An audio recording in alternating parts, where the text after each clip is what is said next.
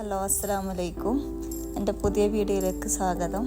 ഇന്ന് ഞാനിവിടെ ഉണ്ടാക്കാൻ പോകുന്നത് ബറാത്തിനെല്ലാം ഉണ്ടാക്കാൻ പറ്റുന്ന ഒരു കായ്പായസമാണ്. കണ്ണൂർക്കാരെ പരിപ്പ് പായസം, കായ്പായസം അങ്ങനെയുള്ളൊരു പായസമാണ്.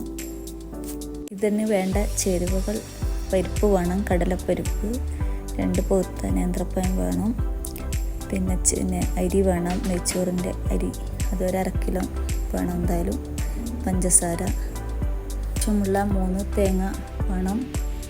അത് തേങ്ങാപ്പാൽ 2 തേങ്ങാപ്പാൽ എടുക്കണം. ആദ്യം 1-ാം പാല്, 2-ാം പാല്. 2-ാം പാലിൽ അരി അരച്ച പേസ്റ്റ് രൂപത്തിൽ അരച്ചിട്ട് ഇതിലേക്ക് മിക്സ് ചെയ്തിട്ട് അടുപ്പത്ത് വെക്കുക. പഞ്ചസാര, ഏലക്കപ്പൊടി ഇതൊക്കെ ചേർത്ത് മിക്സ് ചെയ്തിട്ട് തുടരെ ഇളക്കുക. കൈ വിടാതെ ഇളക്കണം, കൈ എടുക്കാൻ പാടില്ല, അടുക്കി പിടിക്കുന്നതാണ്. തുടരെ ഇളക്കി